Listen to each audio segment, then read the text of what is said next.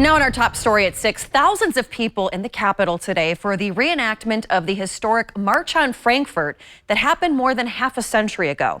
Activists say while progress has been made, the fight for justice and civil rights continues to this day.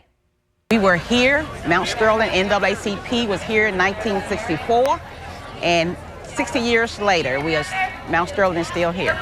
March 5th, 1964, Dr. Martin Luther King, alongside baseball legend Jackie Robinson, led more than 10,000 people in a peaceful freedom march to the steps of the Kentucky State Capitol. 60 years later, here in Kentucky, the work is not done. We have to talk about race. We can't suppress those conversations. Are they uncomfortable? Very much so. But why are we still talking about them? That's the question at hand. Organizers of the modern-day Frankfort Freedom March say race is no longer the sole issue. Ironically, we're still marching to pay homage, but we're still marching for legislative change as well. Some Kentucky bills in this legislative session, organizers say, discriminate certain groups beyond race.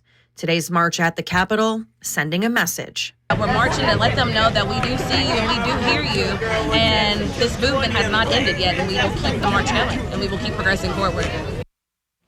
And a big thank you to my photographer, Dylan, who shot that and helped me put it all together tonight. Well, that march was done by Dr. Martin Luther King and Jackie Robinson, but it actually was put together by Kentuckians, including another member those at the march remember, Georgia Davis Powers. You can see her here on that day back in 1969. To her left, Jackie Robinson. Now, Davis Powers was the first African-American and woman elected to the Kentucky State Senate, along with a close confidant of Dr. Martin Luther King Jr.